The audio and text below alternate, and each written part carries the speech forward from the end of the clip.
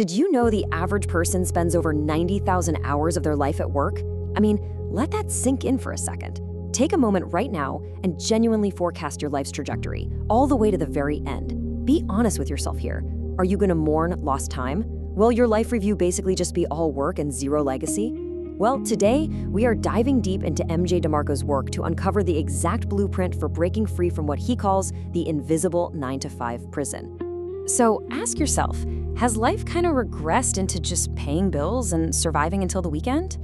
If your future forecast looks, well, bleakly uninspiring, the concepts we're exploring today offer a real chance to change that right here, right now. It is absolutely crucial to evaluate if your current path is simply a treadmill that just circulates bills, instead of actually changing your life. The source material paints this really striking contrast. On one side, you have the scripted horde. These are people moving as if they're controlled by a single puppet master, just following a conditioned routine, whether they're wearing fancy three-piece suits or dirty work overalls. But then, on the flip side, there is the unscripted individual. This represents entrepreneurship. It's literally the exact snips that clip those strings and allow you to finally reclaim your free will. All right, here is our blueprint for today. We'll start with escaping the scripts and overcoming mindset traps. Then we'll shift gears into tactical execution with fast lane entrepreneurship, the 5 business commandments, and finally, the blueprint to productocracy. Let's get right into it. Part 1, escaping the script. Time to wake up from the matrix. You know, there's this old, kind of funny folktale about a lazy dog lying in a gas station, just whimpering away. A customer walks in and asks the clerk what's wrong with the dog, and the clerk goes, "Oh, he's just lying on a nail and it hurts. I guess it just doesn't hurt bad enough." And honestly, that's most people. Most people are merely interested in financial freedom, but they never actually commit because their current situation just doesn't hurt bad enough. A true FTE, or what the author calls a fuck this event, is that moment of sheer unbalance where pain forces you out of complacency. It shifts you from just being interested into an unbreakable commitment. Moving on to part 2, overcoming mindset traps. Let's tackle the 3 Bs. Before we can build anything, we have to conquer our own self-imposed prisons. Specifically, we're talking about the 3 Bs: beliefs, biases, and bullshit. Think about the classics. I don't have money, I don't have the skills, or I'm just too busy. We've all used them, right?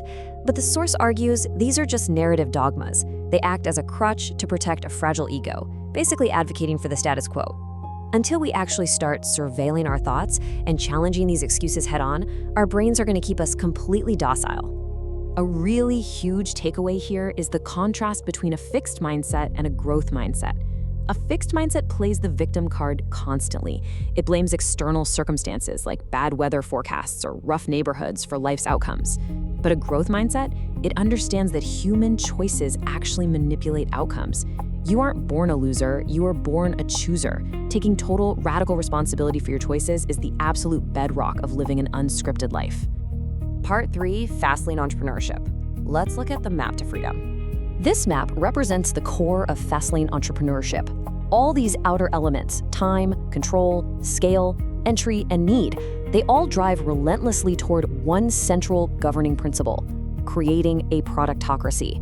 Basically, everything we do as entrepreneurs needs to be engineered to build and support that very center. Which brings us perfectly to part 4, the 5 business commandments. To build that productocracy, we need the sense framework. The first C in sense stands for the commandment of control. You absolutely must own what you build. I mean, imagine building a massive audience or giving your heart and soul to a company for years, only to have one single algorithm update or corporate decision wipe out your entire reach overnight. No way. You must own your brand and your systems so no one else is holding the keys to your livelihood. Next up is the commandment of entry. Now, here is a super counterintuitive insight from the text. The difficulty is the opportunity. Think about it. If anyone can start your exact business in 5 minutes just by filling out a quick web form, the market is going to be flooded instantly. The real opportunity lies in navigating the complexities and hurdles that keep the scripted horde out. Then we have the commandment of need. If this sense framework were a physical table, need would be the tabletop. All the other commandments are just the legs supporting it. You have to engineer opportunity by providing relative value. This means your business actually has to solve real problems or satisfy genuine customer wants in the marketplace. You can't just chase something you personally want to do out of sheer selfishness. It has to be about them. Moving on to the commandment of time. This is the ultimate goal for breaking the employment treadmill. Eventually, you have to physically detach yourself from your enterprise. Why? So you can earn perpetually through time rather than trading in time. Imagine waking up and realizing you've already earned a full day's wage before you even brew your morning coffee. That is what makes work a choice, not an obligation. Finally, the commandment of scale. You want to win life and liberty, right? Not just make enough extra cash for dinner and a movie? Scale means absolutely exploding your income by replicating your legacy value system through mass or magnitude. We are talking about reaching hundreds, thousands, or even millions of people with your solution. Part 5, Blueprint to Producracy. This is how we take ideas from a napkin to reality.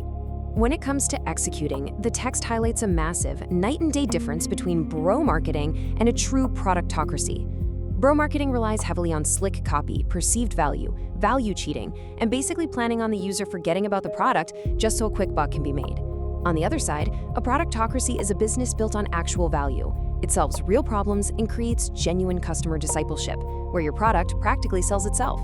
So how do we methodically build this? Well, the source lays out the 7 Ps of process. It's a customer lifecycle that takes you step by step from your initial plan through prototyping and proof, all the way down to massive propagation. This right here represents kinetic execution. It's the daily, unseen grind where the magic actually happens. One of the most fascinating takeaways here is how to handle these critical execution phases, specifically the prototype. You actually build it backwards. You start at the very end, visualize the exact desired customer experience, and then reverse engineer it from there. Once you've done that, you confirm you're delivering actual value by checking for reorders or genuine public praise. And that is what allows you to confidently propagate your business to the masses and scale wildly. Which scripted door best represents your current life path? And more importantly, will it lead to your desired dream life? If you're tired of those invisible strings pulling you through a mundane existence, just remember that your choices today dictate your history tomorrow. Embrace the difficulty, challenge your trajectory, and take that very first step toward true unscripted entrepreneurial freedom.